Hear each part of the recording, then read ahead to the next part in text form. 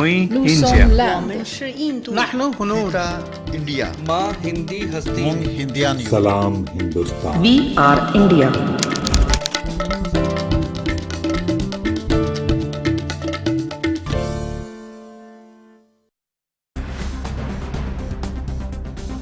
Corona से बचाव के उपाय।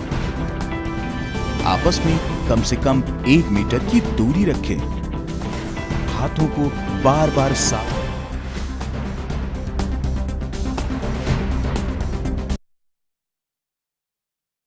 ये दर्शकों का बहुत बहुत स्वागत है। आज आपके साथ मैं हूं वसीम मिश्रा। शुरुआत करेंगे इस वक्त की बड़ी खबरों के साथ। प्रधानमंत्री नरेंद्र मोदी ने भारत और बांग्लादेश के बीच मैत्री सेतु का किया शुभारंभ। कहा, मैत्री सेतु से भारत बांग्लादेश की कनेक्टिविटी और दोस्ती हो रही है काफी मजबूत। पूर्वोत्तर क्षेत्रों में संपर्क और बेहतर होने के साथ साथ पर्यटन और व्यापार के लिए नए अवसर होंगे उपलब्ध। पीएम ने त्रिपुरा में कई बुनियादी ढांचा परियोजनाओं का उद्घाटन और शिलान्यास भी किया।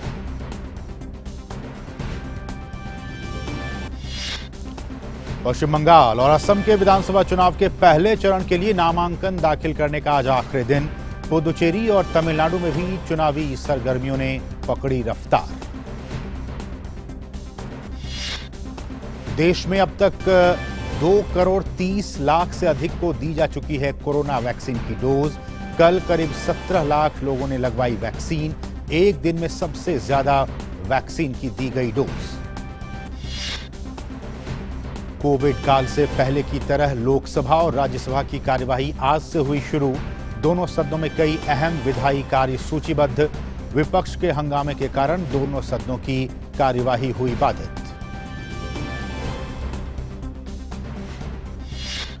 कोलकाता आग हादसे की उच्च स्तरीय जांच के आदेश। हादसे में 9 लोगों की हुई मौत। पीएम मोदी ने हादसे में जान गंवाने वालों के परिजनों को 2 लाख और गंभीर रूप से घायल लोगों के लिए 50,000 रुपए की सहायता देने की घोषणा की। ब्रिटेन की सरकार ने कृषि कानून को बताया भारत का आंतरिक मुद्दा। कहा, लोकतांत्रिक देश में सुरक्षा बलों को कानून और व्यवस्था लागू करने का है पूरा अधिकार। अमेरिका ने कोविड मानदंडों में दी ढील। कहा, टीका लगाए हुए लोग आपस में बिना मास्क के भी मिल सकते हैं, लेकिन घरों से बाहर निकलने पर लगानी होगी मास्क। और यूएफा चैंपियंस लीग में आज अंतिम 16 के दूसरे लेग के मुकाबले में यूवेंट्स के सामने पोर्टो की चुनौती, तो बोरुसिया डॉर्टमंड के खिलाफ सेविया खोलेगी मोर्चा।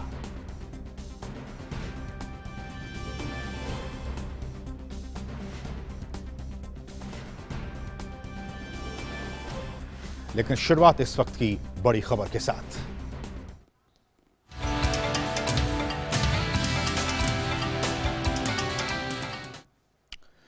प्रधानमंत्री नरेंद्र मोदी वीडियो कॉन्फ्रेंसिंग के जरिए भारत और बांग्लादेश के बीच आज मैत्री सेतु का उद्घाटन किया। मैत्री सेतु फेनी नदी पर बनाया गया है, जिसका निर्माण राष्ट्रीय राजमार्ग और बुनियादी ढांचा विकास निगम लिमिटेड ने 133 करोड़ रुपए की लागत से किया है। लगभग 1.9 किलोमीटर लंबा यह पुल भारत के सबरूम को बांग्लादेश के रामगढ़ से जोड़ता है। इसके अलावा पीएम मोदी ने सबरूम में एकीकृत जांच चौकी स्थापित करने के लिए आधारशिला भी रखी।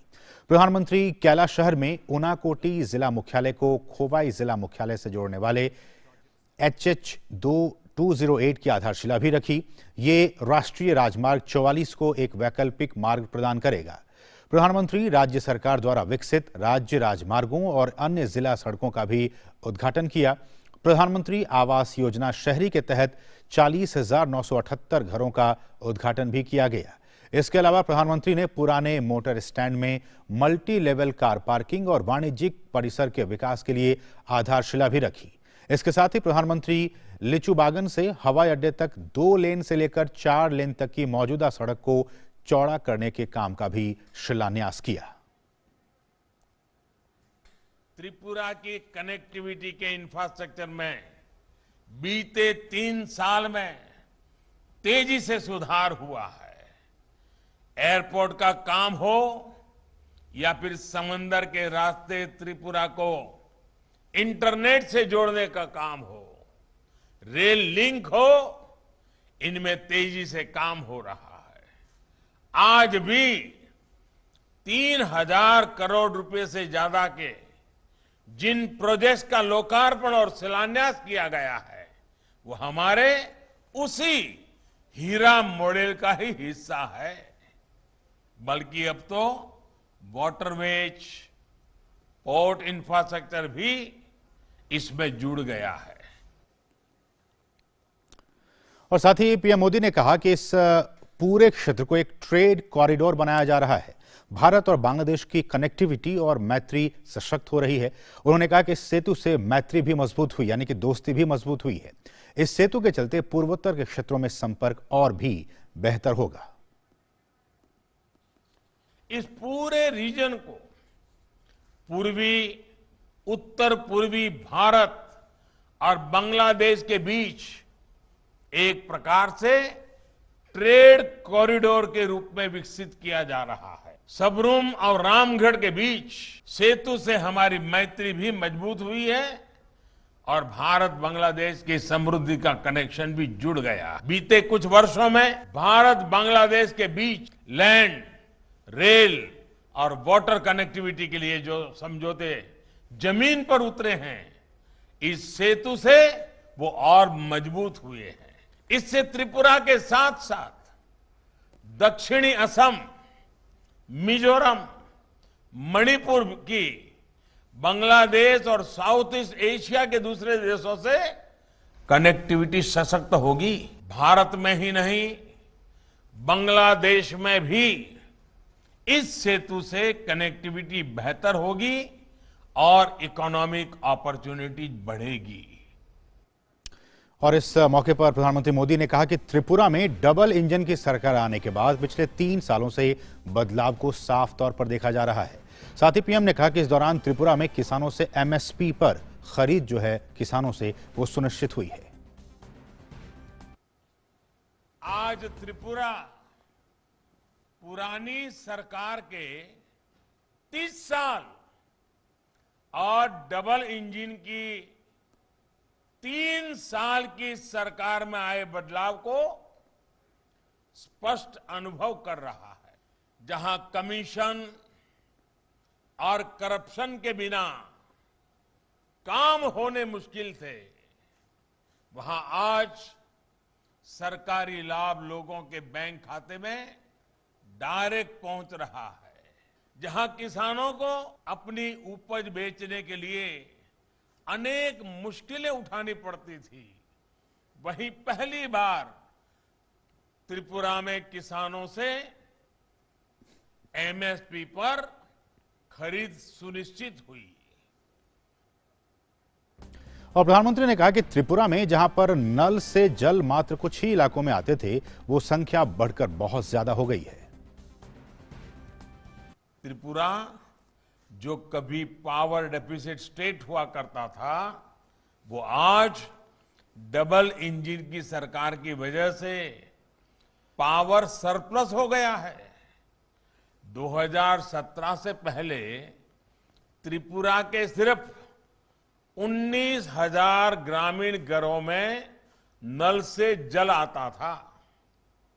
आज दिल्ली और त्रिपुरा की डबल इंजन की सरकार की वजह से करीब 2 लाख ग्रामीण घरों में नल से जल आने लगा है।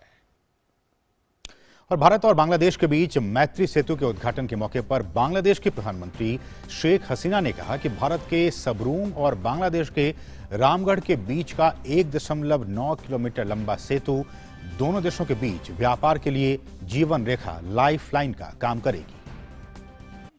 India's northeast region for using the Chattogram seaport. 10 years later, today, the bridge is a reality. This bridge will be a trading lifeline for the northeast of India. As you all know, Bangladesh has already allowed the use of Chattogram and Mongla ports for the movement of goods to and from India. Now, with the opening of the Feni Bridge, movement of goods between West Bengal and the landlocked Indian northeastern states can take place through Bangladesh. और कार्यक्रम को संबोधित करते हुए बांग्लादेश के प्रधानमंत्री शेख हसीना ने कहा कि दोनों देशों के बीच होने वाले व्यापार को, ट्रेड के लिए दोनों देशों के बीच की सीमा किसी तरह की बाधा नहीं होनी चाहिए। इस सेतु के बन जाने से न केवल भारत बल्कि नेपाल और भूटान के साथ भी जो व्यापार करना है वो अब आसानी हो जाएगी। We are creating a new era in South Asia through providing connectivity to India. We are in a region which has remained conservative in opening up and where interregional trade is far below potential.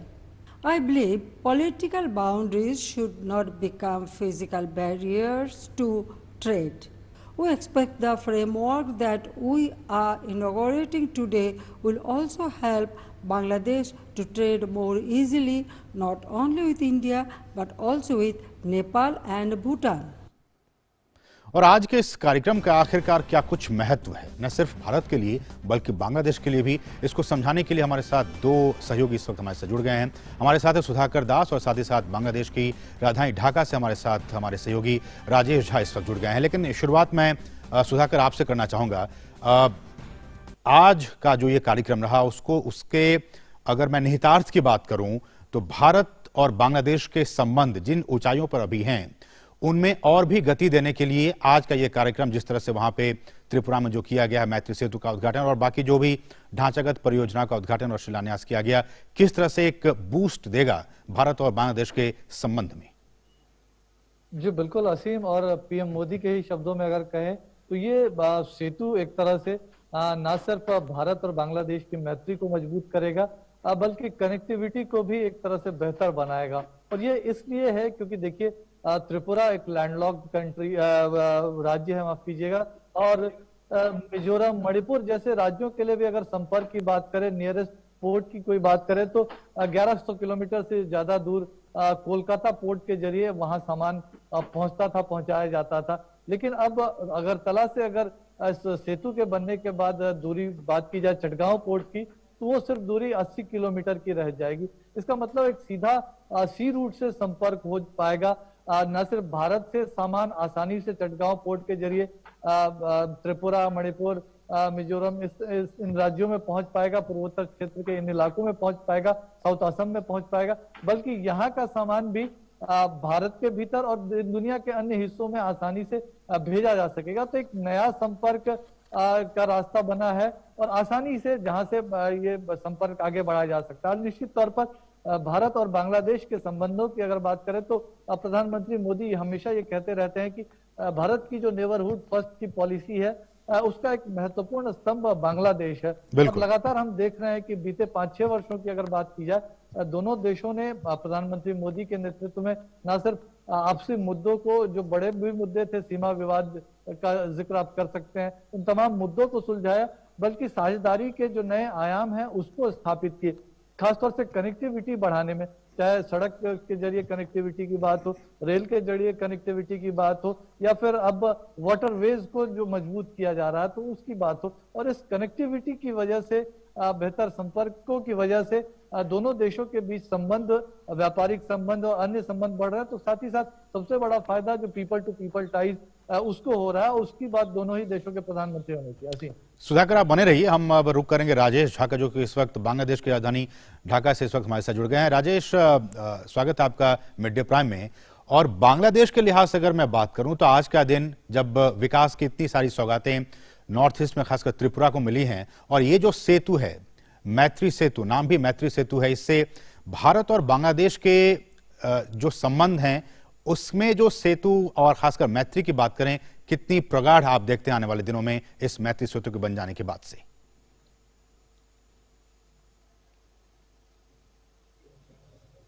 असीम, भारत और बांग्लादेश के बीच मैत्रीपूर्ण संबंध ऐतिहासिक रहे हैं। और अभी आपने सुना प्रधानमंत्री, बांग्लादेश के प्रधानमंत्री शेख हसीना ने भी कहा कि हम ये नहीं चाहते कि हमारे देश के बीच जो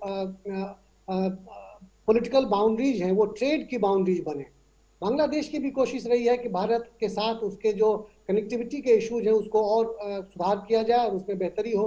क्योंकि भारत और बांग्लादेश एक दूसरे से इस तरह से जुड़े हुए हैं कि एक व्यापार के क्षेत्र में, उदाहरण के लिए अगर देखें तो बांग्लादेश में रेडीमेड गारमेंट इसका सबसे बड़ा एक्सपोर्ट है और भारत से कॉटन का इंपोर्ट इसके लिए एक महत्वपूर्ण चीज होता है। और अगर ट्रेड के बैरियर्स कम होते हैं, अगर हमारी कनेक्टिविटी बेहतर होती है, जो इस मैत्री ब्रिज के बनने से काफी एक बड़ी पहल हो रही है, तो उससे इन दोनों देशों के बीच व्यापार के कॉस्ट कम होंगे, समय कम लगेगा। और बांग्लादेश के लिए भी जब चट्टग्राम बंदरगाह से सामान अगरतला को पहुंचाया जाएगा तो बांग्लादेश के ट्रक उन सामानों को ले जाएंगे और यहाँ के लोगों को काम मिलेगा, यहाँ के व्यापार में भी बढ़ोतरी होगी। और इसलिए हम कह सकते हैं कि यह प्रक्रिया दोनों देशों के लिए फायदेमंद है।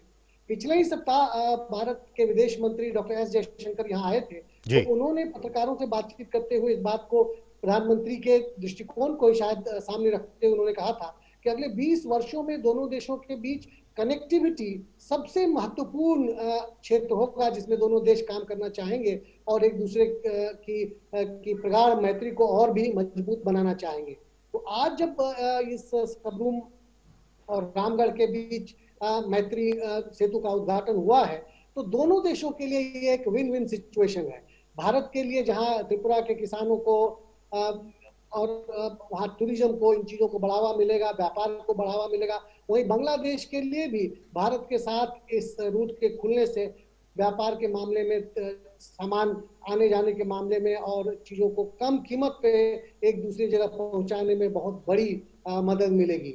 इसलिए मैं कह सकते हैं कि कनेक्टिविटी का ये एक बहुत बड़ा मुद्दा था और जो भारत और बांग्लादेश के बीच ये नया सेतु खुला है वो काफी इसके लिए मददगार साबित होगा। चलिए, समय की कमी है राजेश जी, लेकिन आपका शुक्रिया इन तमाम ताज़ा अपडेट्स को हम तक पहुंचाने के लिए। सुधाकर, आपका भी बहुत बहुत शुक्रिया इन तमाम ताज़ा अपडेट्स को हम तक पहुंचाने के लिए। तो आज के इस कार्यक्रम के जरिए जो एक संदेश देने की कोशिश की गई है कि भारत और बांग्लादेश के बीच जो आपसी संबंध हैं, जो द्विपक्षीय संबंध हैं, वो इस तमाम कार्यक्रमों के जरिए, जो तमाम उद्घाटन और शिलान्यास के कार्यक्रम हुए हैं त्रिपुरा में, उससे दोनों ही देशों के संबंध और भी मजबूत होंगे। खासकर त्रिपुरा के भी जो उनका जो सोशियो इकोनॉमिक जो डेवलपमेंट है उसमें और भी काफी इजाफा होगा। बढ़ेंगे आगे। प्रधानमंत्री नरेंद्र मोदी आज नई दिल्ली में श्रीमद् भगवत गीता के श्लोकों पर 21 विद्वानों की व्याख्याओं के साथ पांडुलिपि के 11 खंडों का विमोचन करेंगे। जम्मू कश्मीर के उपराज्यपाल मनोज सिन्हा और डॉक्टर कर्ण सिंह भी इस मौके पर मौजूद रहेंगे। श्रीमद् भगवत गीता संस्कृत की कई दुर्लभ व्याख्याएं भाष्य मूल हस्तलिखित रूप में हैं। सामान्य तौर पर श्रीमद् भगवत गीता को एकल व्याख्या के साथ प्रस्तुत करने का प्रचलन है। पहली बार प्रसिद्ध भारतीय विद्वानों की प्रमुख व्याख्याओं को श्रीमद् भगवत गीता की व्यापक और तुलनात्मक समझ प्राप्त करने के लिए एक साथ लाया जा रहा है। धर्मार्थ ट्रस्ट द्वारा प्रकाशित पांडुलिपि असाधारण विविधता और भारतीय सुलेख की सूक्ष्मता के साथ तैयार की गई है, जिसमें शंकर भाष्य से लेकर भाषानुवाद तक को शामिल किया गया है। डॉक्टर कर्ण सिंह धर्मार्थ ट्रस्ट जम्मू कश्मीर के ट्रस्टी हैं।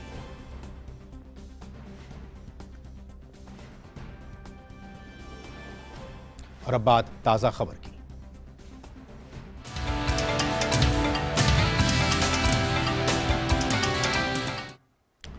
खबर संसद भवन से है, जहां राज्यसभा में महंगाई के मुद्दे पर विपक्ष द्वारा लगातार चर्चा की मांग नियम 267 के तहत कराए जाने के चलते सदन का कामकाज आज प्रभावित हुआ और उपसभापति को सदन 12 बजे तक के लिए स्थगित करना पड़ा। 12 बजे दोबारा सदन शुरू होने के बाद विपक्ष का हंगामा जारी रहा, जिसके चलते कार्यवाही को 2 बजे तक के लिए स्थगित कर दी गई। कांग्रेस के सांसद महंगाई के मुद्दे को लेकर सदन की बेल में आ गए, जबकि समाजवादी पार्टी और आम आदमी पार्टी के सांसद अपने स्थान से खड़े होकर महंगाई पर चर्चा की मांग कर रहे थे। बीजेपी नेता भूपेंद्र यादव ने कहा कि सभापति के द्वारा नियम 267 के तहत महंगाई पर चर्चा न कराए जाने के रूलिंग के बाद इस तरीके से सदन को बाधित करना उचित नहीं है और सदन को चलने दिया जाए। लोकसभा की बात करें तो लोकसभा में भी विपक्ष के पेट्रोलियम पदार्थों की बढ़ती कीमतों को लेकर किए हंगामे के बाद कार्यवाही को दोपहर 12 बजे और फिर 2 बजे तक के लिए स्थगित करनी पड़ी। लगातार दूसरे दिन बढ़ती कीमतों को लेकर सदन की कार्यवाही स्थगित हुई है। और हमारे साथ हमारे सहयोगी ऋषि कुमार इस वक्त ताजा अपडेट के साथ मौजूद है। तो ऋषि, एक बार फिर से जो हो हंगामा है वो देखने को मिला और हम जानते हैं कि बहुत ही महत्वपूर्ण ये जो दूसरा भाग है बहुत ही महत्वपूर्ण है कामकाज के लिहाज से और कल भी हो हंगामा देखने को मिला और आज भी एक बार फिर से कामकाज बाधित हुआ। कैसे होगा कामकाज? बहुत ही महत्वपूर्ण ये सत्र है विधायी कामकाज के लिहाज से। बिल्कुल, देखिए बजट सत्र के दूसरे भाग में अगर हम देखें तो जहां एक वित्तीय कार्य जो होने हैं सरकार की तरफ से, जो विधेयक लाए जाने हैं, जिनको पारित कराया जाना है, जो कि कॉन्स्टिट्यूशनल नीड भी है और वो होना ही है, लेकिन बावजूद इसके विपक्ष अपनी कुछ मुद्दों को लेकर, ख़ासतौर से पेट्रोल और डीजल की जो रेट्स हैं उसको लेकर सदन में अलग अलग नियमों के तहत चर्चा कराए जाने को लेकर जो अड़ा हुआ है, उससे जो व्यवधान है वो बढ़ गया है। जबकि हम जानते हैं कि सरकार की तरफ से कई महत्वपूर्ण जो बिल हैं, चाहे वो लोकसभा हो या राज्यसभा हो, वहाँ पर लिस्टेड हैं। कल भी कोशिश की गई थी, आर्बिट्रेशन कंसलेशन बिल को उसको लिया गया था और उस पर चर्चा को आगे बढ़ाने की कोशिश की गई थी, लेकिन नहीं हो पाया। इसके अलावा राज्यसभा में अगर हम बात करें तो आज भी वही स्थिति देखने को मिली। प्रश्नकाल को चलाने की कोशिश हुई।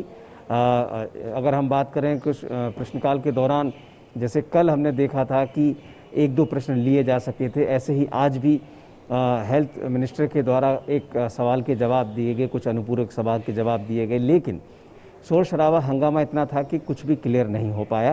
अंत में डिप्टी चेयरमैन को कोशिश करने के बावजूद ये फैसला करना पड़ा कि सदन को 2 बजे तक के लिए स्थगित किया जाए। लोकसभा में भी कमोबस यही स्थिति देखने को मिली। बार बार व्यवधान जिस तरीके से कल से और अब तक देखे गए हैं, उससे जो बिजनेस है, ख़ासतौर से लोकसभा में भी अगर हम बात करें तो 2 बेहद महत्वपूर्ण जो बिल हैं वो लिस्टेड है, जिसमें एक तो यूनियन टेरिटरी दिल्ली से संबंधित जो अवैध कॉलोनियों के रेगुलराइजेशन से संबंधित जो बिल है, जो कि आम जनता से जुड़ा हुआ है। दूसरा जो शेड्यूल कास्ट की जो लिस्ट है, जिसमें कि तमिलनाडु से जो जातियां हैं उसको संशोधन वाला जो बिल है, बेहद महत्वपूर्ण है, क्योंकि वहाँ लंबे समय से जो मांग थी उसको सरकार ने पूरा किया। तो इस तरीके से जो महत्वपूर्ण विधायी कार्य हैं वो तो बाधित हो ही रहे हैं, लेकिन वित्तीय कार्यों में भी अगर हम बात करें, जैसे आज राज्यसभा में जल शक्ति मंत्रालय पर उसके कामकाज पर चर्चा होनी थी, लेकिन वो भी शुरू नहीं हो पाई। अब देखना होगा कि 2 बजे के बाद क्या परिस्थिति बनती है, क्योंकि अभी भी वक्त है, आधा समय जाया हो चुका है। आधा भी अगर आज कोशिश होती है तो 6-7 बजे तक काफ़ी हद तक कामकाज किया जा सकता है। देखना होगा 2 बजे क्या स्थिति बनती है। असीम, चलिए, बहुत बहुत शुक्रिया ऋषि, इन तमाम ताज़ा अपडेट्स को हम तक पहुंचाने के लिए बहुत बहुत शुक्रिया आपका। बढ़ेंगे आगे। भाजपा नेता और केंद्रीय मंत्री रविशंकर प्रसाद ने बाटला हाउस एनकाउंटर में आतंकवादियों के पक्ष में खड़े होने पर विपक्ष पर जमकर हमला बोला है। रविशंकर प्रसाद ने एक प्रेस वार्ता को संबोधित करते हुए कहा कि देश की सुरक्षा और आतंकवाद की लड़ाई के मामले में कांग्रेस और विपक्ष की पार्टियां आतंकवादियों के पक्ष में खड़ी हुई हैं और पुलिस की हिम्मत को तोड़ने की कोशिश की गई है। कि देश की सुरक्षा और आतंकवाद की लड़ाई के मामले में भी किस तरह से कांग्रेस पार्टी और बाकी विपक्षी पार्टियां आतंकवादियों के पक्ष में खड़ी हो गईं और दिल्ली के अंतर्गत एक भीषण आतंकवादी हमला हुआ था, उसमें पूरे पुलिस के हिम्मत को तोड़ने की कोशिश की गई। और रविशंकर प्रसाद ने विपक्ष पर वोट बैंक की राजनीति का आरोप लगाते हुए कहा कि इस घटना को एक प्रकार से संदेह में डालने की कोशिश की गई थी। ये वोट बैंक की राजनीति के लिए किया जा रहा था। पूरे इस घटना को एक प्रकार से जबरदस्त संदेह में डालने की कोशिश की गई। There was a conscious, deliberate and consistent attempt to cast serious doubt over the authenticity of this Batla House incident, designed to weaken the morale of the Delhi police and give clear support to terrorists and their design. Why? For pure vote bank politics. और रविशंकर प्रसाद ने कहा कि बाटला हाउस कांड को Samajwadi party, BSP, Congress, left party ने national issue बनाया था। क्या वोट के लिए आतंकवाद की लड़ाई को इस तरह से कमजोर किया जाएगा? बाटला हाउस कांड को Samajwadi party, BSP, Congress party, left parties, Mamata ji, इन सबों ने नेशनल इश्यू बनाया था। यूपी के चुनाव में इश्यू बनाया था। और बाकी ममता जी ने क्या कहा मैंने आपको पढ़ दिया है। क्या मतलब है इसका? क्या वोट के लिए आतंकवाद के खिलाफ लड़ाई को इस तरह से कमजोर किया जाएगा। और अब बात विधानसभा चुनावों की। पश्चिम बंगाल और असम के विधानसभा चुनाव के पहले चरण के लिए नामांकन दाखिल करने का आज आखिरी दिन है। इस चरण में पश्चिम बंगाल के 30 और असम के 47 निर्वाचन क्षेत्रों में इसी महीने की 27 तारीख को चुनाव होंगे। इनमें पूर्वी मेदिनीपुर की 7, पश्चिमी मेदिनीपुर की 6, पुरुलिया की 9, झारग्राम की 4 और बांकुरा की 4 विधानसभा सीटें शामिल हैं। आज प्रदेश के कई बड़े नेता अपने पार्टी उम्मीदवारों के साथ नामांकन प्रक्रिया में शामिल होंगे। इन 30 सीटों पर चुनाव के लिए 10,288 मतदान केंद्र बनाए गए हैं, जहां सुबह 7 बजे से लेकर शाम के 6:30 बजे तक मतदान होगा। चुनाव आयोग ने भयमुक्त और निष्पक्ष चुनाव के लिए सभी मतदान केंद्रों पर केंद्रीय सुरक्षा बल तैनात करने का फैसला किया है। नामांकन के बाद 10 मार्च तक स्क्रूटनी की जा सकेगी। वहीं नामांकन वापस लेने की आखिरी तारीख 12 मार्च है। और हमारे साथ हमारे सहयोगी पश्चिम बंगाल के पश्चिमी मेदिनीपुर से इस वक्त अभिषेक सिंह जुड़ गए हैं। अभिषेक, अगर मैं आपसे जानना चाहूं किस तरह से वहां पे आज चूंकि नामांकन का आखिरी दिन है और जैसा कि हमने कहा कि बहुत से बड़े नेता जो हैं वो अपने उम्मीदवारों के साथ जाएंगे, लेकिन चूंकि पश्चिमी मेदिनीपुर में आप मौजूद हैं, वहां का अगर मैं चुनावी मूड आपसे जानना चाहूं, किस तरह से चुनावी मूड है पहले चरण के चुनाव के मद्देनजर? बिल्कुल असीम, देखिए अभी तक जो है कल तक की अगर स्थिति बताएं तो तकरीबन 165 उम्मीदवार जो है उन्होंने पहले चरण के लिए जो है नामांकन की प्रक्रिया पूरी कर ली थी। और आज जो है जितने भी बड़े दल हैं या जो छोटे दल हैं, जो निर्दलीय उम्मीदवार हैं, वो अपना नामांकन कर रहे हैं। अभी अभी जो है बीजेपी की ओर से जो है बीजेपी के यहाँ के जो प्रतिनिधि है वो अभी पहुंचे हैं, कलेक्टर ऑफिस पहुंचे, यहाँ पे डीएम ऑफिस पहुंचे अपने नामांकन के लिए। और उनके साथ जो है कैलाश विजयवर्गीय जो कि नेता है, बीजेपी के बड़े नेता है, और दिलीप घोष जो कि पार्टी प्रेसिडेंट है वेस्ट बंगाल के, वो भी वहां पे साथ में पहुंचे। और हजारों की तादाद में जो उनके साथ जो उनके समर्थक है वो पहुंचे। हालांकि इसके अलावा अगर हम बात करें तो टीएमसी की जो कैंडिडेट है यहाँ से, वो यहाँ से पहुंची है, वो वहां पर पहुंची है। इस बार टीएमसी ने जो है यहाँ पर एक फिल्म अभिनेत्री को यहाँ पर उम्मीदवार बनाया है और वो भी अपने काफी समर्थकों के साथ जो है वो भी डीएम ऑफिस पहुंची है। और अभी जो है नामांकन की प्रक्रिया जो है यहाँ पे जो मुख्य मुकाबला बताया जा रहा है कि टीएमसी और बीजेपी के बीच में है, वो यहाँ पर अब जो है नामांकन दोनों उम्मीदवार जो है भरेंगे। लेकिन अगर सड़कों की हालत बताएं तो दोनों के समर्थकों के भीड़ से का जो हुजूम है, उससे जो पूरी सड़कें हैं मिदनापुर की, वो बिल्कुल वो ट्रैफिक जाम हुआ पड़ा है। और मैं आपको बताऊं कि जिस तरीके से यहाँ पर माहौल है, बंगाल का दंगल अगर इनसे कहें कि जिस तरीके से यहाँ पे तपिश है, गर्मी है, उसी तरीके से चुनाव की भी तपिश जो है वो काफी जोरों पर है। यहाँ पर कई सारे मुद्दे हैं, स्थानीय मुद्दे हैं, कई सारे बड़े मुद्दे हैं, राज्य के अंदर के कई मुद्दे हैं। लेकिन जिस तरीके का यहाँ पे चुनाव का आप ये कह सकते हैं कि जिस तरीके के चुनाव का यहाँ पे माहौल बनता जा रहा है, उस तरीके से यहाँ पे गली चौराहे हर मोहल्ले के अंदर जो है चुनाव की आप गर्मी देख सकते हैं। लोग प्रचार प्रसार अभियान में लगे पड़े हैं। हर गली मोहल्ले चौराहे पे जो है चुनाव की चर्चा है, कैंडिडेट क्या होगा, किसको वोट करना है, क्या मुद्दे हैं, इनको लेकर के यहाँ पे तमाम तरह के जो बहस है वो यहाँ पर जारी है। अगर हम आपको असीम मुद्दों की भी बात करें कि इस मेदिनीपुर की अगर हम वास्तु स्थिति की बात करें तो यहाँ पर जो है जो ये वामपंथियों का गढ़ रहा है, इसे जो है जंगल महल के नाम से जाना जाता था। और वामपंथी दल जो है वो यहाँ से हमेशा से जीते हैं, लेकिन 2009 के बाद से जो है धीरे धीरे उनका प्रभुत्व जो है वो खत्म होता गया। और उसके बाद यहाँ पर ज्यादातर सीटें जो है टीएमसी ने जीती, तकरीबन 15 सीटें पश्चिमी मिदनापुर के अंदर, और यहाँ पे 15 में से जो ज्यादातर सीटें हैं वो उनके पास है, और बाद बाकी जो है वो वाम दल या फिर कांग्रेस जीते। बीजेपी ने कभी यहाँ से खाता नहीं खोला। लेकिन लोकसभा चुनाव में 2019 में बीजेपी ने यहाँ की ज्यादातर लोकसभा सीटें जीती, यानी कि जहां विधानसभा सीट 2016 में बीजेपी एक भी नहीं जीत पाई, वहीं यहां से लोकसभा सीट 3 से 4 इस जंगल महल इलाके में जो है वहां पर बीजेपी ने जीती थी। वोटिंग परसेंटेज भी बीजेपी का, और अगर हम इनकी बात करें तृणमूल का, तो काफी ज्यादा फर्क नहीं रहा, सिर्फ 3% का फर्क हमने पिछले लोकसभा चुनाव में देखा था कि वोटिंग परसेंटेज रहा। ऐसे में बीजेपी को भी बहुत उम्मीद है जिस तरीके से लोकसभा में एक बड़े बदलाव आया है कि वो इस बार यहाँ से जो है ज्यादातर सीटें जीतेंगे, और वही तृणमूल कांग्रेस जो है यहाँ पे अपनी सीट बचाने की कोशिश करेगी। बिल्कुल अभिषेक, आप बिल्कुल सही कह रहे हैं कि बीजेपी की नजरें जो हैं, जिस तरह से उन्होंने परफॉर्मेंस किया लोकसभा चुनाव में, वो चाहेगी कि विधानसभा चुनाव में उस परफॉर्मेंस को दोहराया जाए। लेकिन टीएमसी भी कश्मकश में है, वो किस तरह से अपनी सीटों को यहाँ पे बचा के रख पाए। बहुत बहुत शुक्रिया अभिषेक, इन तमाम ताज़ा अपडेट्स को पश्चिमी मेदिनीपुर से हम तक पहुँचाने के लिए आपका बहुत बहुत शुक्रिया। बढ़ेंगे आगे और यहाँ रुकेंगे छोटे से ब्रेक के लिए। आप देखते रहिए मिड डे प्राइम। गाइस कल मेरी नई बाइक आ रही है। ग्रेट, तब तो I will come with Rohan every day. Insurance है? तुझे क्या लगता है इंश्योरेंस, पीयूसी सब कुछ है। I was talking about life insurance for Sia.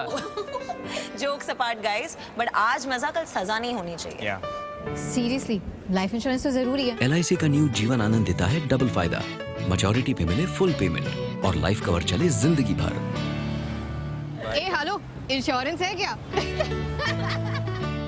देखिए, आपके घर की एक एक दीवार चीख चीख कर कह रही है कि अच्छी सीमेंट क्यों नहीं लगाई। अगर वंडर सीमेंट लगाते तो दीवारें इतनी मजबूत होती कि आपके घर की दीवारों में बिल्कुल दरारें नहीं पड़ती। वंडर सीमेंट, जब भी आए भला कर जाए।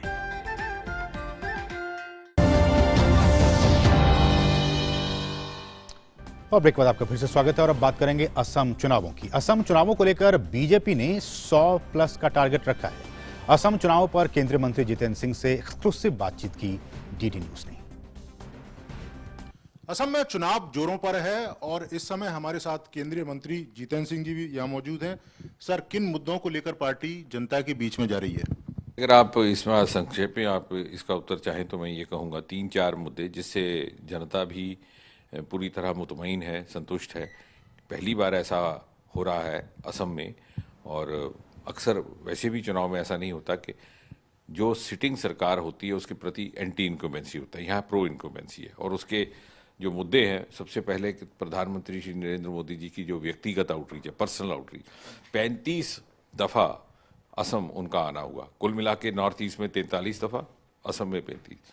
तो इस तरह से जिस प्रकार से प्रधानमंत्री ने प्राथमिकता दी है असम को और पूरे नॉर्थ ईस्ट को, और वो प्राथमिकता की भावना नीचे तक गई प्रशासन में, उससे 2-3 आगे के मुद्दे आते हैं। पहला तो प्रशासन में सुधार हुआ, सुशासन। तो ये थे हमारे साथ केंद्रीय मंत्री जितेंद्र सिंह जी, जिनका कहना है कि पिछले 5 सालों के दौरान पार्टी ने असम के अंदर जितना काम किया है उसे देखते हुए भारतीय जनता पार्टी ने जो 100+ का लक्ष्य रखा है वो पार्टी उसे पूरी तरह से पालेगी। कैमरामैन राव के साथ नीरज सिंह, डीडी न्यूज, असम। और हमारे साथ इस वक्त गुवाहाटी से हमारे सहयोगी नीरज सिंह इस वक्त ताज़ा अपडेट के साथ मौजूद हैं। नीरज, जब केंद्रीय मंत्री ये कह रहे हैं कि हम 100+ का टारगेट रखें, एक तो ये बात, और दूसरी बात कि सामान्यतया हम आप जब चुनाव का वक्त आता है, समय आता है, तो हम एंटी इनकम्बेंसी की बात सुनते हैं, लेकिन पहली बार इस तरह की बातें सामने आ रही हैं कि यहाँ प्रो इनकम्बेंसी है। क्या कुछ आप ज़मीनी हकीकत वहाँ देख पा रहे हैं? देखिए, बिल्कुल, क्योंकि पार्टी ने 100+ का लक्ष्य रखा है और पार्टी लगातार इसके लिए कोशिशें भी कर रही है। तमाम जो बड़े नेता हैं वो मैदान में हैं। एक नया अपडेट असम अभी हमारे पास आया है। मैं आपको बता दूं कि असम के जो मुख्यमंत्री हैं सर्बानंद सोनोवाल, उन्होंने अपना नामांकन पत्र मझौली जो विधानसभा क्षेत्र है वहाँ से दाखिल कर दिया है और जितेंद्र सिंह भी उनके साथ थे। इसके अलावा जो तमाम जो बड़े नेता हैं, चाहे वो हेमंत विश्वकर्मा की बात करें, वो शर्मा की बात करें, वो उनके साथ मौजूद थे। तो पार्टी लगातार कोशिशें कर रही है कि वो 100+ का जो लक्ष्य है उसको प्राप्त करे। लेकिन उसके साथ साथ ही अगर हम कांग्रेस पार्टी और दूसरे सहयोगी दलों की बात करें तो वो भी लगातार कैंपेन कर रहे हैं, वो भी लगातार प्रयास कर रहे हैं कि वो असम की जो सत्ता है उसको हासिल करें। हालांकि कांग्रेस के सामने ये एक बड़ी चुनौती है कि कांग्रेस की बड़ी जो नेता हैं सुष्मिता देव, वो इस समय पार्टी से नाराज चल रही हैं। जो बदरुद्दीन अजमल हैं उनको लेकर पार्टी ने जो समझौता किया है उसको लेकर भी कांग्रेस पार्टी के कुछ जो नेता हैं वो कांग्रेस पार्टी से नाराज चल रहे हैं। उनका कहना है कि पार्टी को अकेले ही मैदान में जाना चाहिए। तो ये तमाम पॉलिटिकल जो डेवलपमेंट हैं वो असम के अंदर हो रहे हैं। दोनों ही पार्टियां लगातार कोशिशें कर रही हैं 126 सीटों पर ज़्यादा से ज़्यादा बढ़त हासिल करने के लिए। हालांकि अगर देखें पिछली बार के चुनाव में जब 2016 में चुनावी नतीजे सामने आए थे तो भारतीय जनता पार्टी ने और उनके सहयोगी दलों ने 86 जो सीटें हैं उन पर विजय हासिल की थी और इस बार उनका जो लक्ष्य है वो 100+ का है। लेकिन उसके साथ साथ ही असम के अंदर जो दूसरी क्षेत्रीय पार्टियां हैं, चाहे हम असम जातीय परिषद की बात करें, वो इस बार पहली बार चुनावी मैदान में है। भारतीय जनता पार्टी के साथ जो पिछली बार बोडोलैंड पीपल्स जो फ्रंट है वो इस समय कह सकते हैं कि साथ छोड़कर कांग्रेस पार्टी के साथ जा चुका है। तो तमाम जो नए समीकरण हैं वो भी सामने आ रहे हैं। लेकिन इतना ज़रूर है कि असम का चुनाव काफ़ी रोचक रहेगा। और पहले अगर हम चरण की बात करें 47 सीटों पर जो पहले चरण में 27 मार्च को चुनाव होना है, उसमें कई सारे जो दिग्गज हैं उनकी राजनीतिक जो भविष्य है वो प्रथम चरण तय करेगा, क्योंकि कई सारे विधायक हैं जिनको टिकट नहीं दी गई है भारतीय जनता पार्टी की तरफ से, और इसके साथ साथ ही कुछ जो मंत्री हैं उन्हें भी टिकट नहीं दी गई है पार्टी की तरफ से। तो पार्टी पूरी तरीके से कोशिश कर रही है सत्ता में वापसी के लिए। और इधर कांग्रेस पार्टी भी, चाहे हम प्रियंका गांधी की बात करें, राहुल गांधी की बात करें, वो लगातार जोर लगा रहे हैं। और प्रधानमंत्री के भी एक के बाद एक अभी तक जो जानकारी आई है 6 से ज्यादा जो दौरे हैं वो असम के अंदर हो सकते हैं। तो तमाम पॉलिटिकल पार्टियां जी तोड़ कोशिश कर रही हैं असम की सत्ता पर वापसी के लिए। चलिए, बिल्कुल, बहुत बहुत शुक्रिया नीरज इन तमाम ताज़ा अपडेट्स को गुवाहाटी से हम तक पहुंचाने के लिए। तो लगातार असम में भी जो है वो राजनीतिक सरगर्मियां लगातार बढ़ती जा रही हैं। लेकिन पुदुचेरी में क्या हाल है? पुदुचेरी विधानसभा चुनाव के लिए राजनीतिक गठबंधनों के बीच सीटों के बंटवारे को लेकर बातचीत अब अंतिम चरण में पहुंच गई है। इस बीच पूर्व मुख्यमंत्री वी नारायणसामी ने सोमवार को कहा कि पुदुचेरी में कांग्रेस और डीएमके की सीटों की संख्या मंगलवार तक फाइनल हो जाएगी। नारायणसामी ने कहा कि कांग्रेस सीटों के बंटवारे पर सीपीआई, सीपीआईएम और वीसीके के साथ अलग से बातचीत करेगी। वहीं तमिलनाडु में सत्तारूढ़ गठबंधन में सीट साझा करने का मुद्दा अभी भी अनसुलझा है। एस रामदास की PMK, DMDK, Tamil Manila Congress और अन्य छोटे दल अभी भी एआईएडीएमके के साथ सीट बंटवारे को लेकर बातचीत कर रहे हैं। तमिलनाडु में एक ही चरण में 6 अप्रैल को मतदान होना है। और हमारे साथ हमारे सहयोगी अभिषेक झा इस वक्त ग्राउंड जीरो से मौजूद हैं। अभिषेक, लगातार अगर मैं सीट शेयरिंग की बात करूं, पार्टियों के बीच बातचीत चल रही है, किस तरह से जमीनी हालात वहां पर देख पा रहे हैं? खासकर सत्ता पक्ष एआईएडीएमके और बाकी जो विपक्षी पार्टियां हैं वो किस तरह से चुनावी माहौल में और भी तपिश पैदा कर रही हैं?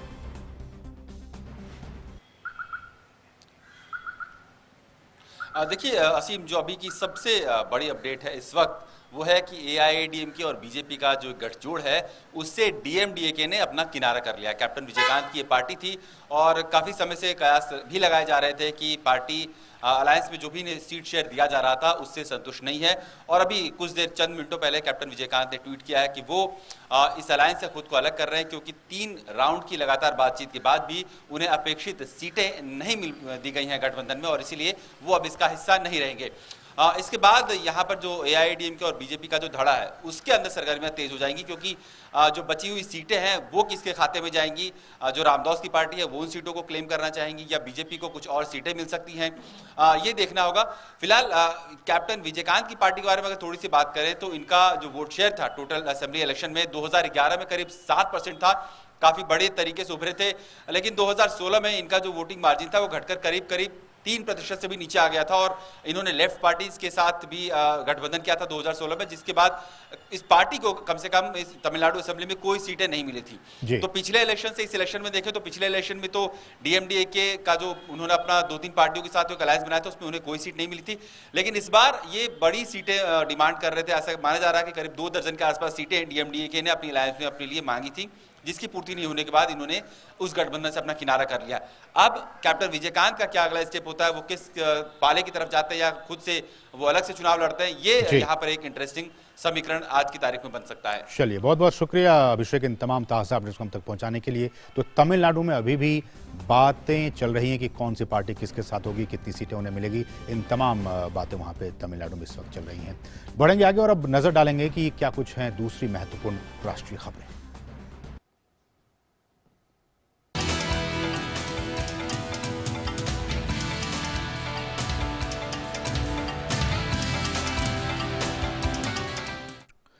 विदेश राज्य मंत्री वी मुरलीधरन ने आज कहा कि केरल के मुख्यमंत्री पिनाराई विजयन केंद्रीय गृह मंत्री अमित शाह द्वारा पूछे गए सवालों को दबाने की कोशिश कर रहे हैं और जनता के सामने अप्रासंगिक मुद्दे रख रहे हैं।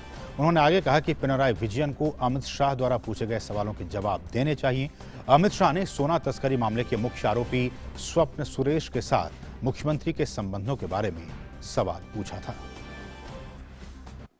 Home minister Amit Shah ji had day before yesterday in Trivandrum asked 8 questions to the Chief Minister of Kerala.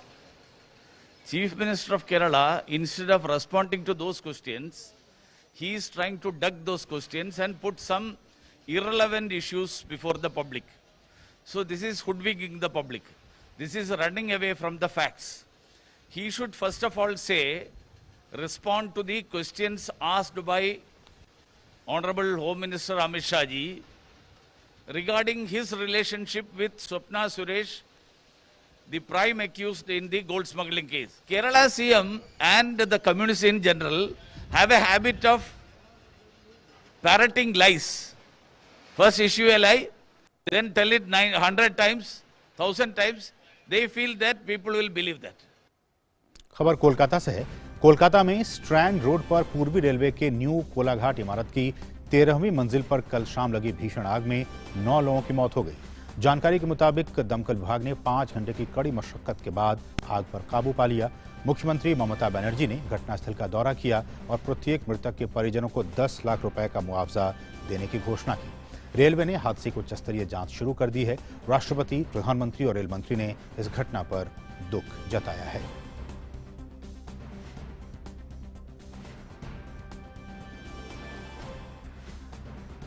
और राष्ट्रपति रामनाथ कोविंद ने कोलकाता में आग लगने की घटना पर दुख जताया। राष्ट्रपति ने ट्वीट करते हुए कहा कि कोलकाता की एक इमारत में जो आग लगी है उसके लिए शब्द नहीं है।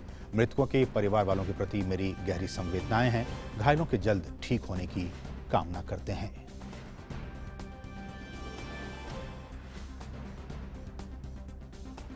वहीं प्रधानमंत्री नरेंद्र मोदी ने भी मृतकों के परिजनों और घायलों को आर्थिक सहायता देने की मंजूरी दी है।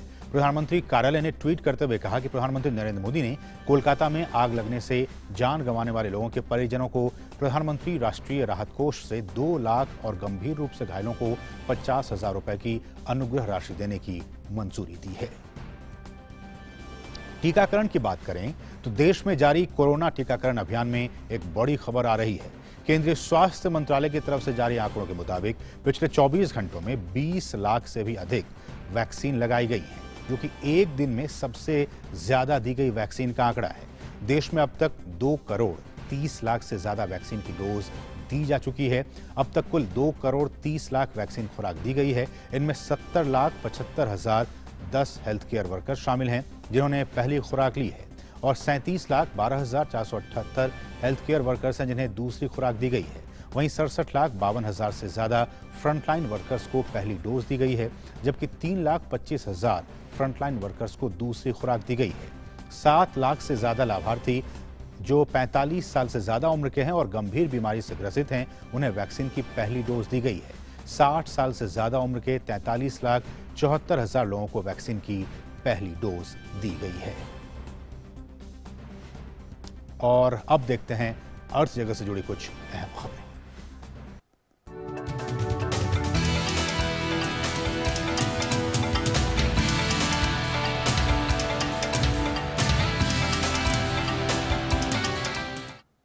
हमारे सहयोगी अजय मिश्र इस वक्त स्टूडियो में आ चुके हैं। अजय नमस्कार, क्या कुछ है खास? धन्यवाद असीम। और शुरुआत करते हैं आज शेयर बाजारों से। शुरुआती कारोबार में बीएसई का 30 शेयरों का प्रमुख इंडेक्स सेंसेक्स 273 पॉइंट्स की मजबूती के साथ 50,714 पर खुला।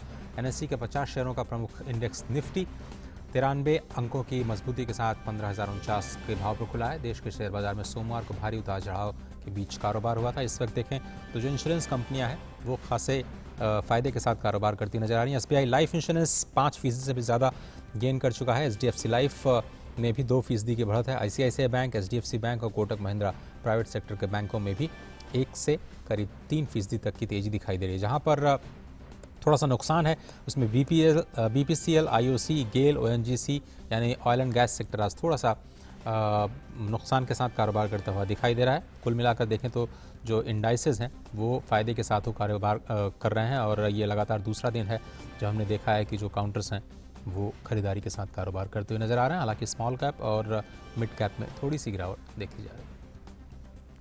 उधर केंद्र ने राज्यों को जीएसटी के नुकसान की भरपाई के तौर पर 1,06,000 करोड़ रुपए की राशि ट्रांसफर कर दी है।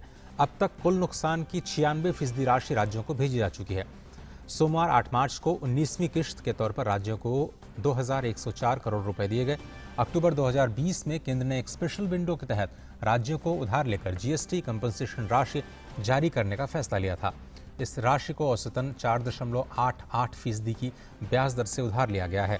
28 राज्यों को अपनी एसजीडीपी का आधे फीसदी तक की राशि अतिरिक्त उधार लेने की मंजूरी भी दी गई है। इन राज्यों ने आर्थिक सुधारों के कदम उठाए जिसके बाद उन्हें मंजूरियां दी गई। उधर चीन ने विश्व व्यापार संगठन के मोर्चे पर भारत के द्वारा उठाए गए कदमों पर गहरी चिंता व्यक्त की है। भारत की व्यापार नीति पर एक चर्चा के दौरान चीन ने WTO में भारत द्वारा चीन के ऐप्स पर पाबंदी और FDI नीति में बदलाव की शिकायत करते हुए चिंता जाहिर की। लेकिन जानकार मानते हैं कि चीन के द्वारा उठाए गए मुद्दे कोई खास मतलब नहीं रखते। ऐसा इसलिए क्योंकि WTO के फोरम पर वस्तु और सेवा से के कारोबार से जुड़े मुद्दे ही रखे जाते हैं और इसमें निवेश से जुड़े मुद्दे शामिल नहीं हैं। ये भी ध्यान देने की बात है कि पूरी दुनिया में चीन के उत्पादों को लेकर सुरक्षा संबंधित खतरे जताए जाते रहे और अमेरिका ने भी सुरक्षा के मद्देनजर ही तकनीक और निवेश को लेकर के पाबंदियां लगाई थी। दरअसल अप्रैल 2020 में भारत ने अपनी सीमा से लगे किसी भी देश द्वारा FDI को लेकर के भी पाबंदियां लगाई थी, क्योंकि इससे पहले पीपल्स बैंक ऑफ चाइना ने SDFC में अपनी हिस्सेदारी 0.8% से बढ़ाकर 1.01% कर ली थी। इसके बाद राष्ट्रीय सुरक्षा के मद्देनजर 200 से ज्यादा चाइनीज ऐप्स पर भी भारत ने पाबंदी लगा दी थी। तो फिलहाल व्यापार प्राइम में आज सिर्फ इतना ही। बाकी खबरों के लिए असीम शुक्रिया अजय, इन तमाम ताज़ा अपडेट्स को हम तक पहुंचाने के लिए। और अब बात उन खबरों की जो दुनिया भर में सुर्खियों में छाई हुई है।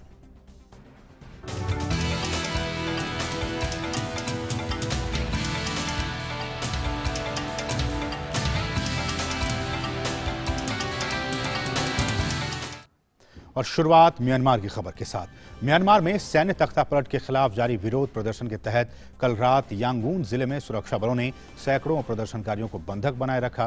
प्रदर्शनकारी रात के समय के कर्फ्यू को तोड़ते हुए इकट्ठा हुए थे। पुलिस ने कहा कि वे यांगून जिले के बाहर से आए लोगों की खोज के लिए हर एक घर में जाकर तलाशी लेंगे। पश्चिमी ताकतों और संयुक्त राष्ट्र की अपील के बाद प्रदर्शनकारियों को आज सुबह छोड़ दिया गया। सैन्य तख्तापलट के बाद म्यांमार में अब तक 60 से ज्यादा प्रदर्शनकारियों की विरोध प्रदर्शन के दौरान मौत हुई और 1800 से ज्यादा लोगों को गिरफ्तार किया गया। ब्रिटेन ने भारत के कृषि सुधार कानून को भारत का घरेलू मामला बताया है।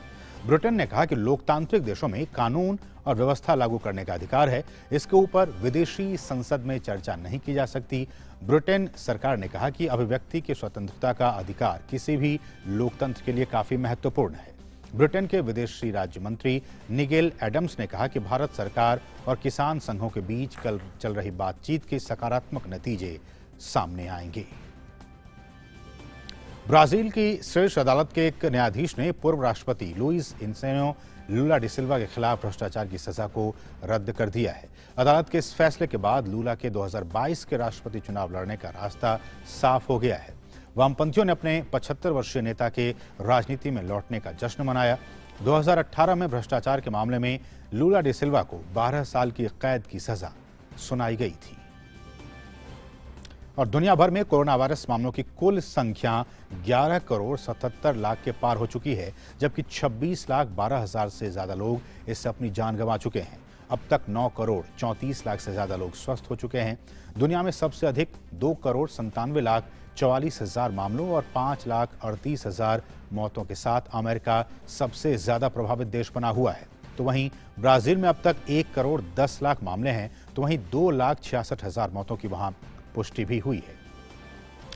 और कोरोना के खिलाफ जारी जंग में अमेरिकी रोग नियंत्रण और रोकथाम केंद्र यानी CDC ने कहा है कि जिस व्यक्ति ने कोरोना का टीका लगवाया है वे छोटे समूहों में टीका लगवाए हुए दूसरे लोगों से बिना मास्क पहने मिल सकते हैं, लेकिन घर के बाहर मास्क पहनना जरूरी होगा। CDC ने लोगों से टीका लगवाने की अपील की है, साथ ही लोगों से कोरोना के नियमों का पालन करने का भी आह्वान किया है। पेरू में कोरोना टीकाकरण अभियान के तहत 60 साल से अधिक उम्र के लोगों को कोरोना का टीका लगना शुरू हुआ। पहला टीका 104 साल की उम्र की महिला को लगा। पेरू ने पिछले हफ्ते फायर वैक्सीन की 50,000 डोज प्राप्त की थी और मार्च के अंत तक 2,50,000 डोज प्राप्त करने का लक्ष्य रखा है।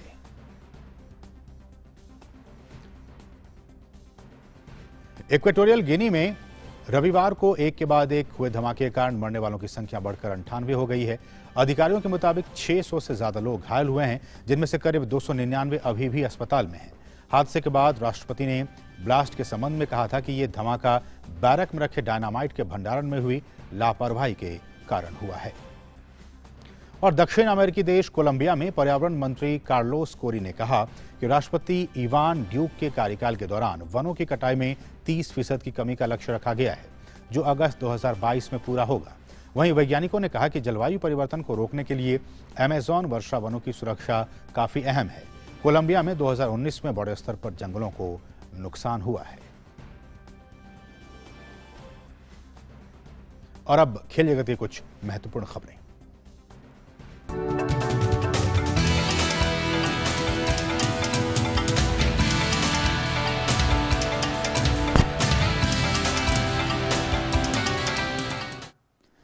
और खेल जगत की तमाम खबरों को समेटकर हमारे सहयोगी मुकेश स्टूडियो में आ चुके हैं। मुकेश, नमस्कार। बहुत बहुत शुक्रिया असीम। और बात करेंगे हॉकी की। भारतीय पुरुष हॉकी टीम ने सोमवार को ब्रिटेन को 3-2 से हराकर अपना यूरोपीय दौर को अजय रहते हुए खत्म किया। हरमनप्रीत सिंह ने पहले ही मिनट में गोल कर भारत का खाता खोल दिया था, जबकि मनदीप ने 28वें और फिर 59वें मिनट में गोल कर टीम को जीत दिला दी। वहीं ब्रिटेन के लिए जेम्स गोल करने में कामयाब रहे, उन्होंने 20वें मिनट में गोल किया। स्ट्राइकर एडम फॉरेस्टी ने 55वें मिनट में गोल किए। इससे पहले के मुकाबले में भारत ने ब्रिटेन को 1-1 से ड्रॉ पर रोका था, जबकि जर्मनी के खिलाफ पीआर श्रीजेश की अगुवाई वाली टीम ने पहले मुकाबले में 6-1 की जीत दर्ज की थी और दूसरा मुकाबला 1-1 से ड्रॉ रहा था। वहीं यूएफए चैंपियंस लीग में आज देर रात यूवेंटस का सामना एफसी पोर्तो के साथ होगा।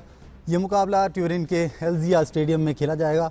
दोनों टीमों के बीच होने वाले इस अंतिम 16 के दूसरे लेग के मैच में बेहद रोमांचक होने की उम्मीद की जा रही है। पहले लेग के मुकाबले में पोर्तो ने यूवेंटस को 2-1 से शिकस्त दी थी। ऐसे में यूवेंटस की टीम इस मैच को अपने स्टार खिलाड़ी क्रिस्टियानो रोनाल्डो से सबसे ज़्यादा उम्मीद लगाई बैठी है। गौरतलब है कि यूवेंटस की टीम 2019-20 में लियोन के हाथों अंतिम 16 का मुकाबला हारकर चैंपियनशिप से बाहर हो गई थी। वहीं यूएफए चैंपियंस लीग में आज बोरुसिया डॉर्टमंड सेविया का खिलाफ अंतिम 16 के दूसरे लेग का मुकाबला खेलेगी। पहले लेग में डॉर्टमंड की टीम ने सेविया को 3-2 से शिकस्त दी थी, जिसमें टीम के स्टार खिलाड़ी स्ट्राइकर अर्ली ब्रॉड आयरलैंड ने बेहतरीन खेल का मुजाहरा किया था और इस खिलाड़ी ने पहले लेग के मुकाबले में टीम के लिए 2 गोल करने में कामयाबी हासिल की थी। इसी की तरह एग्रीगेट के आधार पर बोरुसिया डॉर्टमंड की टीम फिलहाल 3-2 से आगे चल रही है।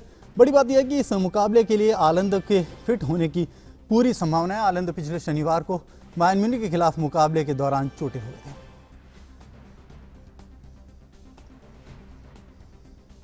वहीं इंग्लिश प्रीमियर लीग में चेल्सी का बेहतरीन खेल बरकरार है। सोमवार को स्टैमफोर्ड ब्रिज में खेले गए मुकाबले में चेल्सी ने एवर्टन की टीम को 2-1 से हरा दिया। इस मुकाबले में एवर्टन के लिए कुछ भी सही साबित नहीं हुआ और ये खेल के पहले हाफ में एवर्टन के खिलाफ बैन ग्रेडिफ ने अपने ही गोल पोस्ट में गेंद को डालकर चेल्सी को 1-0 से आगे कर दिया। चेल्सी के लिए दूसरा गोल दूसरे हाफ में आया, जो कि पेनल्टी किक के जरिए हुआ। इस गोल को 65वें मिनट में जॉरिनो ने किया। इस जीत के बाद चेल्सी की टीम मजबूती के साथ आगे चौथे स्थान पर पहुंच गई है।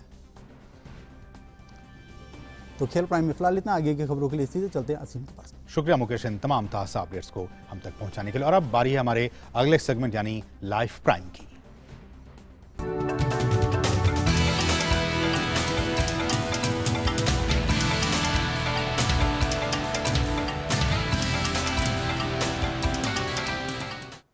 और प्रधानमंत्री ने लोगों से आपदा को अवसर में बदलने की अपील की थी। कोरोना महामारी की आपदा को अवसर में बदलने, खुद रोजगार कमाने और कई अन्य लोगों के भविष्य को आजीविका प्रदान करने के लिए त्रिपुरा के एक छोटे से गांव से एक सच्ची प्रेरणादायक कहानी सामने आई है, जो आपको नकारात्मकता से सकारात्मकता की ओर ले जाती है। ये है रोहित भट्टाचार्य, जो कोरोना महामारी में लॉकडाउन के दौरान उत्तरी त्रिपुरा के धर्मनगर में अपने पैतृक गांव अलगापुर आ गए थे। 22 साल के रोहित भट्टाचार्य का जीवन उस समय नौकरी छूट जाने की निराशा से भरा हुआ था।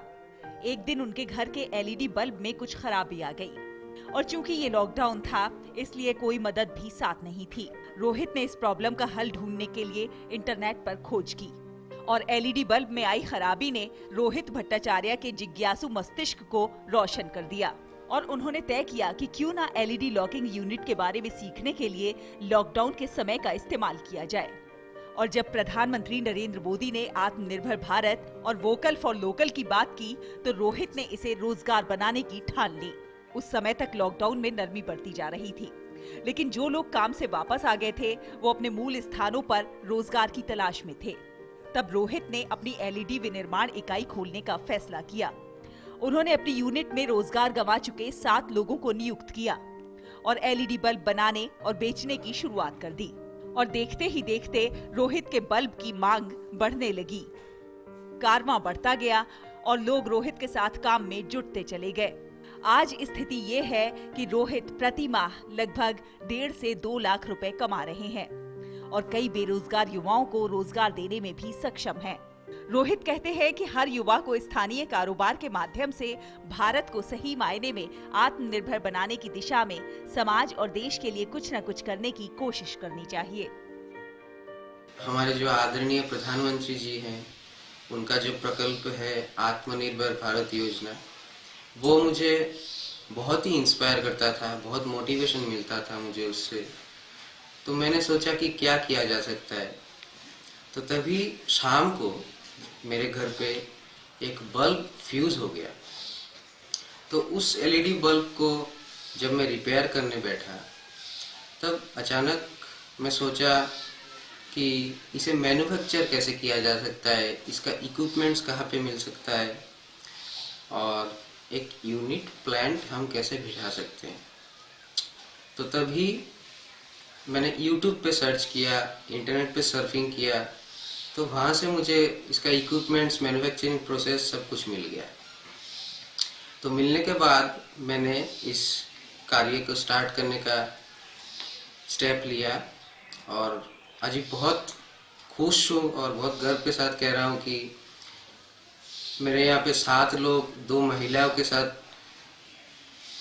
उनको लेके काम कर रहे हैं हम लोग। कहते हैं कि जज्बे से हर प्रतिकूल घटना को अवसर में बदला जा सकता है और इसकी बेहतरीन वानगी पेश कर रहे हैं Rohit Bhattacharya. Bureau report, DD news. तो मिड डे प्राइम के आज के अंक में बस इतना ही। मुझे और मेरी पूरी टीम को दीजिए अनुमति। नमस्कार।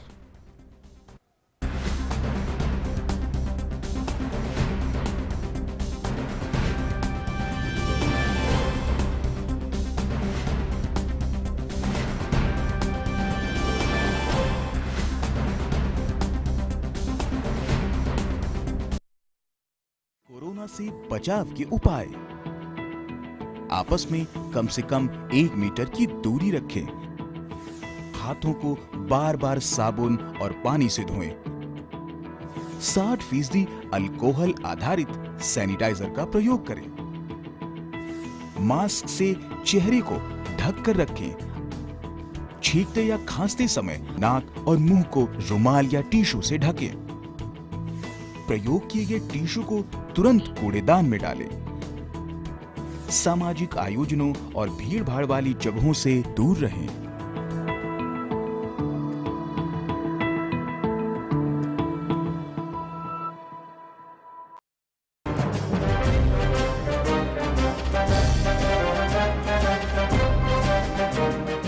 हमने जो आजादी की लड़ाई छेड़ रखी है, उसे तब तक जारी रखना होगा जब तक हमें मुकम्मल आजादी हासिल न हो।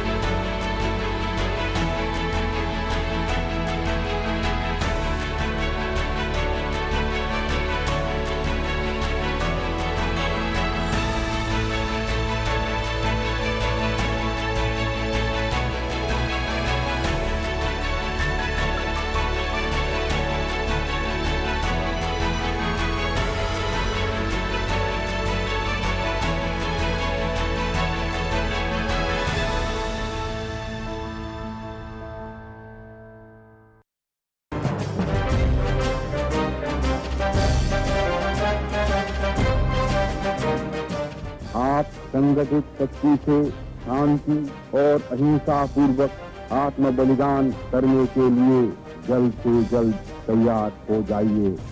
न मालूम कब बिगुल बज उठे।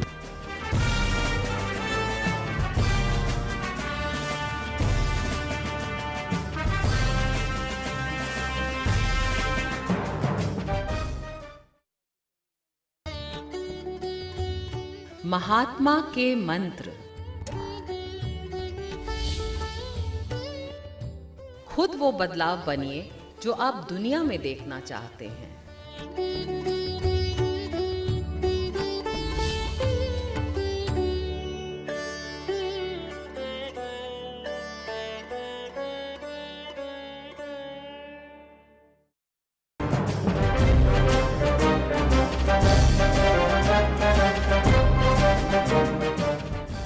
and friends, let us therefore carry on the fight for liberty inside India and outside India with all our strength and vigor.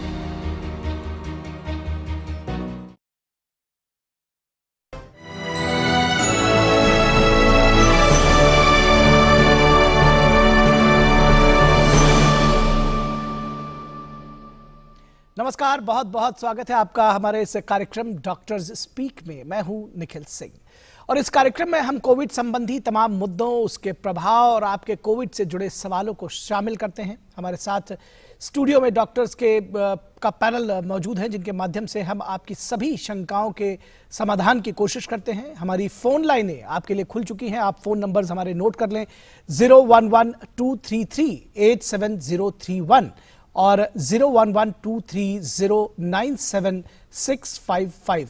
ये फ़ोन नंबर्स पर आप फ़ोन करके हम अपनी शंकाओं के समाधान प्राप्त कर सकते हैं। और उसके साथ ही आप हमारे फेसबुक पेज से भी जुड़ सकते हैं और ट्विटर से भी जुड़ सकते हैं, Twitter handle @DD News Live।